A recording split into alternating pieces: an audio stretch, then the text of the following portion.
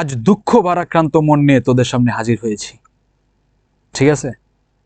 কারণ আজকে আমি তোমাদের সাথে যে কথাগুলো বলবো, তোদের সাথে যে কথাগুলো বলবো, নির্মম বাস্তব কিছু কথা তোদের সাথে আমি তুলে দেব। এবং স্বপ্নের ক্যাম্পাসে পৌঁছে গেছে এরকম অনেক মানুষ আছে, তারাও এই জিনিসগুলো ফেস করে আসছে। আমি নিজে এগুলো ফেস করে আসছি।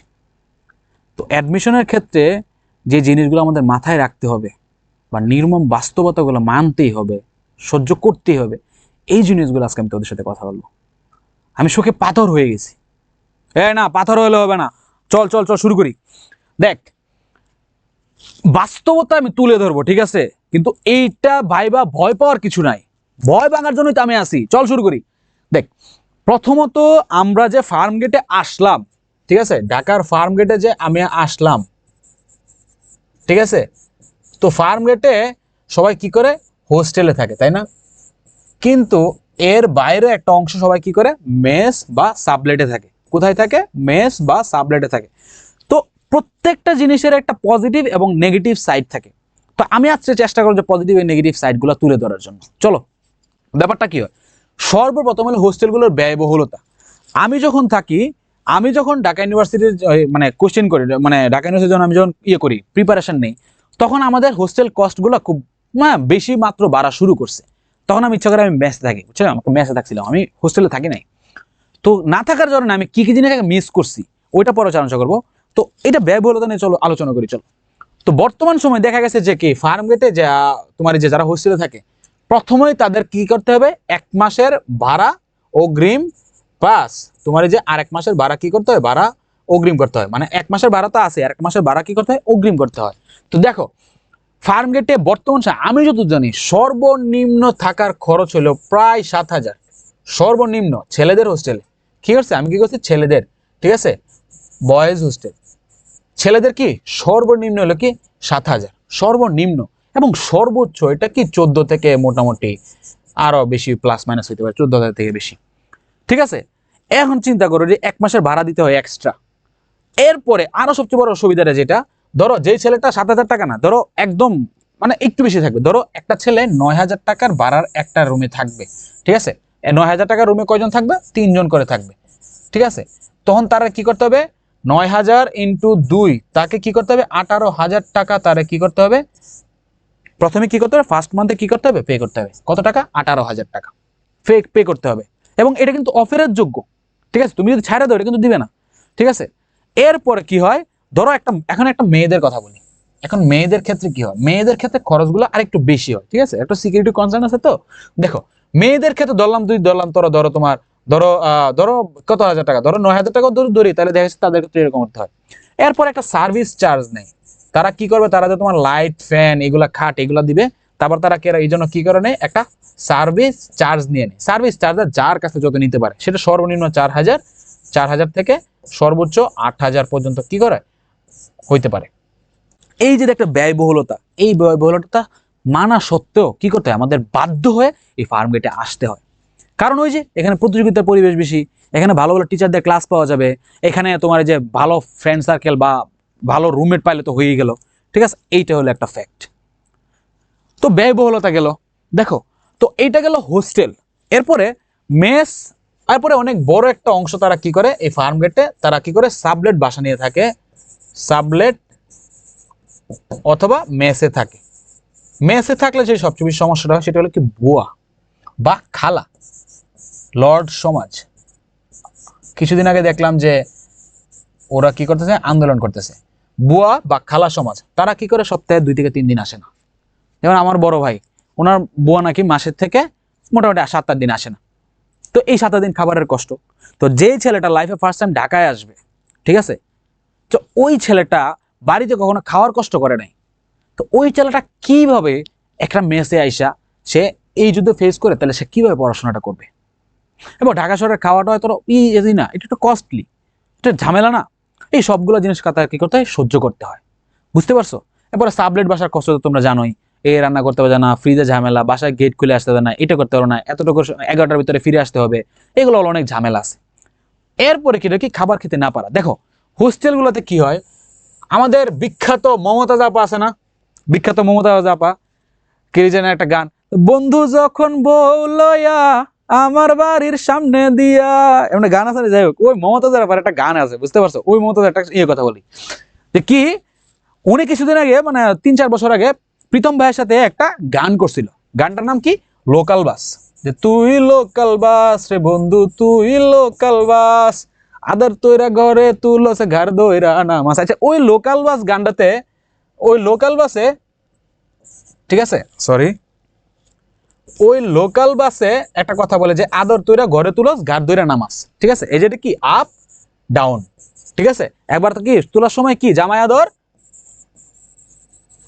আর নামানোর সময় কি কি দিয়ে বলবো তো কি, মানে নামার সময় নামতে না, নামবে মানে তোর 14 গোষ্ঠী নামবে। এদের চাকরের মতো কি করে নিকৃষ্টের মতো তাদেরকে নামায় দেয়। কেন বলছি এটা দেখো, তোমরা যখন, আমি আমার এখনকার কথা আমি বলতে পারি না, তখনকার কথা বলতে পারি। আমার সময় বাবা কি বলবো মেনু, সকালে এটা, দুপুরে এটা, রাতের এটা, বিকালের নাস্তা, আরে বাপরে কি রে ভাই। আর প্রথম কয়েকদিকে আমার ছোট ভাইয়ের নটরডেমে ভর্তি করলাম, প্রথম কয়েকদিনে আয় গরু সপ্তাহে 3 দিন 4 দিন, আর সেই 15-16 দিনে একটা মাস খাওয়াইছে। দ্বিতীয় মাস থেকে সকালবেলা আলু ভর্তার ডাল পানির মতন, রাতের বেলা ডিম বুনা, দুপুর বেলা শুধু একটা মাছের বোনা। ঠিক আছে, এইগুলো হলো তোমার ফার্মেটের অবস্থা। কিন্তু এই যে খাবার, একটা ছেলে দেখো 4টা মাসের জন্য সে ঢাকায় আসছে, আইসে যখন সে দেখে কি সে খাবারগুলো খাইতে পারতেছে না, সে, এবং সবাই টাকাগুলো এফোর্ডও করতে পারে না, বা ঢাকা শহরের খাবার মানে খাবার ভালোই দাম। ঠিক আছে, তো তখন কি করতে হয়, তার এই কষ্টগুলো করতে হয়। একটা মানুষ কষ্ট করার জন্য কি অ্যাডমিশনের সময় কষ্ট, অ্যাডমিশনের সময় খাবারের কষ্টটা, এই যে খাবারের যে কষ্টটা, এটা যে কত বড় কষ্ট, এটা জাস্ট আমার মতো পেটিক মানুষেরা ছাড়া কেউ বুঝবে না। আমি অনেকে আছে না খায় থাকতে পারে, এদিকে আমার মেয়েদের একটা সুবিধা আছে, এরা ভাই একবার একটুখানে খাইলে, পাখির মতন, পাখির ডিমের মতো একটুখানে খাইলে দেখা যাচ্ছে 3 দিন না খাইলে চলে। ভাই তোরা কেমনে পারস ভাই? আমার দিকে কয়টা ব্যাটসম্যান আছে ভাই, আমি যেহেতু 5টা লুচি তো আমার হয় না, যদি একটা লুচি খাওয়া হয়ে গেছে, আরে কেমনে আজব। তো মেয়েরা আবার এটা পারে আর কি, তো ছেলেদের এটা বেশি হয়। এরপরে দেখো লাস্ট, মানে এরপরে একটা কিছু, পড়াশোনার জন্য ভালো পরিবেশ না পাওয়া। বুঝতে পারছো, অনেক জায়গায় দেখবে যে পড়াশোনার জন্য ভালো পরিবেশ নাই।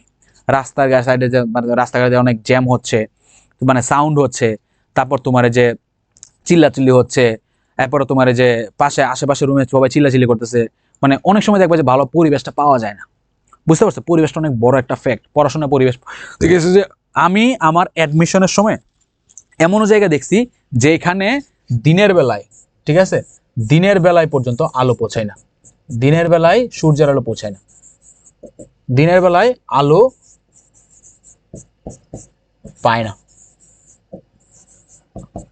আমি আমার লাইফে এমনও বাসা দেখছি যে দিনের বেলা পর্যন্ত আলো পায় না। আমার আমার ক্ষেত্রে ব্যাপারটা ছিল অন্যরকম, আমি আমি আলো বাতাস ছাড়া পড়তে পারি না। আমার এডমিশনের সময় আমি কলা বাগানে আমার বাসার বেলকনিতে পড়ছি, ছোট টেবিল নিয়ে আমি বেলকনিতে পড়ছি, কারণ আমার আলো বাতাস লাগবে, কিছু করার নাই।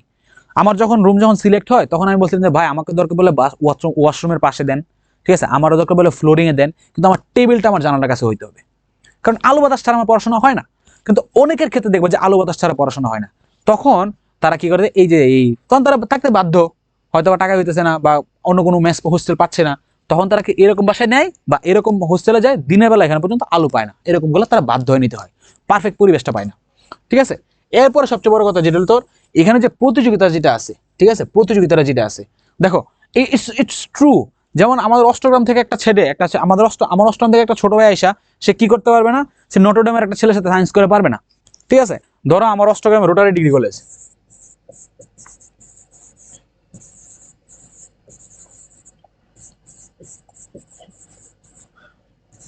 আমি কাউকে ছোট করতেছি না, আমি সরি, আমি এক্সট্রিমলি সরি, আমি কাউকে ছোট করতেছি না। দেখো আমার অষ্টগ্রামে রোটারি ডিগ্রি কলেজ আর ঢাকার এনডিসি কলেজ, ঠিক আছে, নটরডেম কলেজ আর রোটারি ডিগ্রি কলেজ, এইখানে দুইটা ছেলে যখন সায়েন্স করতে বসবে, নটরডেমের ছেলেটা এখানে যোজন জন্য এগিয়ে থাকবে।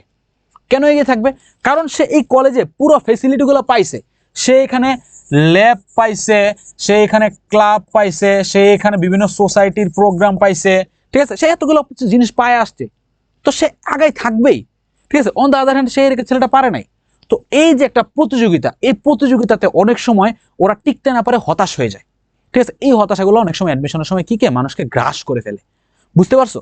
এরপরে আরেকটা হলো তোমার কি একাকিত্ব, ডিপ্রেশন। দেখো অ্যাডমিশনের সময় এরকম অনেক অনেক ছেলে আছে যারা কি করে জীবনে ফার্স্ট টাইম বাড়ি থেকে বের হয়। ঠিক আছে, তো লাইফে ফার্স্ট টাইম এরকম অনেক ইন্ট্রোভার্ট স্টুডেন্ট আছে, অনেক ইন্ট্রোভার্ট আছে। ঠিক আছে,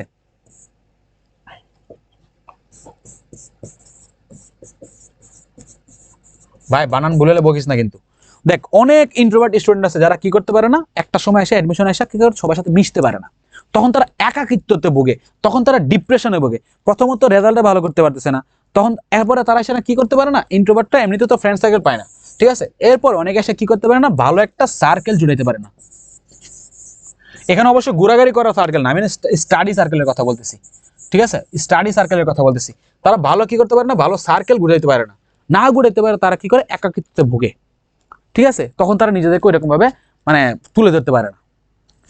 এই জন্য একাকিত্ব ডিপ্রেশন মানুষকে চেপে ধরে, তখন তারা এই ডিপ্রেশন থেকে ওভারকাম করতে করতে দেখা যাচ্ছে পরীক্ষা এসে পড়ে, তখন তারা ভালো একটা ইউনিভার্সিটিতে বা তার স্বপ্নের ইউনিভার্সিটিতে চান্স পায় না। তো এই যে নির্মম সত্য কথাগুলা, ঠিক আছে, এইগুলা তোমাদের সামনে তুলে ধরেছিলাম আমার মেইন উদ্দেশ্য। লাস্ট কথাটা বলে শেষ করি। দেখো মেইন কথাটা হলো অভিযোজন বা খাপ খাইয়ে নিতে পারে না, বুঝতে পারছো? যেমন ধরো আমার বাড়ি হইলো তোমার হাওড়ে, ভাই এখানে কোনো সাউন্ড নাই, কোলাহল নাই, বাতাস দিয়ে জানালা, আমার রাতের বেলা আমার ঘরে ফ্যানও লাগে না, আমি যখন আমার দক্ষিণ দিকে জানালাটা খুলে দেই রাতের শেষের রাতে আমাদের কাঁথা নিয়ে ঘুমাইতে হয়, এত বাতাস। এবং তোমার দেখা গেছে যে মানে দিনের বেলা লাইট তো দূরের কথা, মানে আমরা রাতের বেলা তোমার চাঁদনিরা যখন হয় তখন আমার রুম ওয়ান কাইন্ডস অফ মানে আলোকিত থাকে, এতটাই মানে কোলাহল মুক্ত। তো ঢাকায় এসে একটা ছেলে ওই পরিবেশ থেকে হঠাৎ ঢাকায় এসে সে রাস্তা ক্রস করতে পারতেছে না, সে খাবারগুলো খাইতে পারতেছে না। যে ছেলে বাড়ির মাঝে একবার খাবার খাইলে দেখা যাচ্ছে যে তোমার যে 4টা লেগ পিস খাইছে একাই, সে দেখা যাচ্ছে একটা মুরগির মাংস একাই খাই ফেলছে, সে গরুর মাংস পরোটা দিয়ে দেখা যাচ্ছে এমন 30-40 পিস মাইরা দিছে। তো ওই ছেলে ঢাকায় এসে 2 পিস গরুর মাংস খাই কুলাইতে পারে না। যে ছেলে তোমার যে ফ্রেন্ড সার্কেলের মধ্যে সবচেয়ে হাসি খুশি করতো, ওই ছেলেটা ঢাকায় এসে দেখা গেছে যে ভালো একটা সার্কেল পায় না, এও মনমরা হয়ে গেছে। এই যে অভিযোজন করার ক্ষমতাটা, এটা সবাই আসলে করতে পারে না। At the end of the day সে কি করতে পারে না, স্যার নিজের স্বপ্নের ক্যাম্পাসে পৌঁছাতে পারে না, বুঝতে পারছো? তো এই ছিল তোমার কিছু নির্মম বাস্তবতা। তো এই নির্মম বাস্তবতাগুলো থেকে কিভাবে ওভারকাম করতে হয় এটা তোমরা খুব ভালো করে জানো, ঠিক আছে। তোমাদের কাছে আমার একটা রিকোয়েস্ট, তোরা যদি এরকম কিছু ফেস করিস, বিশ্বাস কর ভাই, আমি এফ রহমান হলের স্টুডেন্ট, আমি স্যার এফ রহমান হলে থাকে নীলক্ষেতের সাথে, তোরা আমার হলের সামনে চলে আসবি, ঠিক আছে, বা আমার সাথে যোগাযোগ কর। আমার দেখ পেজে আমার নাম্বার দেওয়া আছে, আমার ইউটিউব চ্যানেলে আমার নাম্বার দেওয়া আছে, আমার সাথে যোগাযোগ কর। আমি আমি জানি তোদেরকে আমি হেল্প করব, কারণ আমি নিজে ওই সময় অ্যাডমিশনে ভুগছি, আমি ডিপ্রেশনে ভুগছি, কারণ আমার পরীক্ষা বারবার পিছিয়ে 5 মাস পর্যন্ত পিছাইছে। অবশ্য আমি এই জন্য চান্স পাইছি, কিন্তু আমি মানে ডিপ্রেশনে আমি ভুগছি, আর এই স্টোরি অনেকদিন শোনাবো।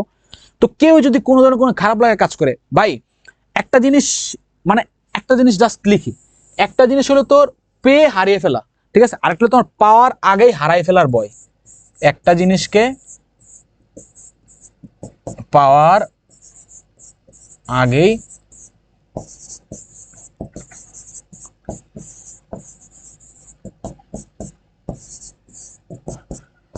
একটা জিনিসকে পাওয়ার আগেই বা আপন করে নেওয়ার আগেই যে ভয়টা, হারাই ফেলার যে ভয়টা, এটা হলো পৃথিবীর সবচেয়ে নিকৃষ্টতম একটা জিনিস। এটা পৃথিবীর সবচেয়ে খারাপ লাগার একটা জিনিস, যে একটা জিনিসকে আমি পাইতেছি না, কিন্তু পাবো কি পাবো না তাও জানি না, কিন্তু পাইলে আবার হারাই ফেলবো, এই জিনিসটা পৃথিবীর সবচেয়ে নিকৃষ্টতম। যারা আমার ক্লাসে যারা তোর এই যে প্রেমিক পুরুষ যারা আছে, তারা এটা খুব ভালো করে বুঝোস। যাই হোক, তো এইটাই বলতে চাচ্ছিলাম আর কি, যে পাওয়ার আগে হারাই ফেলার ভয়। তো এই ভয়গুলো কাটাই করার ক্ষেত্রে আমি তোদের স্থানীয় তোদের সাথে থাকবো, বা যে কোনো সমস্যা আমার নক দে, আমি আসি ইনশাল্লাহ, আল্লাহ তাআলার ইচ্ছা অনুযায়ী আমি তোদেরকে হেল্প করবো ইনশাল্লাহ। আমি যদি হেল্প নাও করতে পারি, হেল্পটার সলিউশনটা কই পাবো ওইটা পর্যন্ত আমি বলে দিব। তো পড়াশোনা ভাই যা হইবার হয়েছে, ডিপ্রেশন একাকিত্ব সবকিছু হয়েছে, পড়াশোনা শুরু কর। অনেক দিন চলে গেছে, ঠিক আছে, 1 সপ্তাহ বা যতদিনে চলে গেছে, ঠিক আছে, পড়াশোনা শুরু কর ভাই। পড়াশোনা তার কিচ্ছু হবে না, পরিশ্রম না করলে চান্স পাবি না। আর পরিশ্রম করবি, সানি ভাইকে সাথে রাখবি, পয়সা যাবে ইনশাল্লাহ স্বপ্নের ক্যাম্পাসে। ততদিন পর্যন্ত ভালো থাক।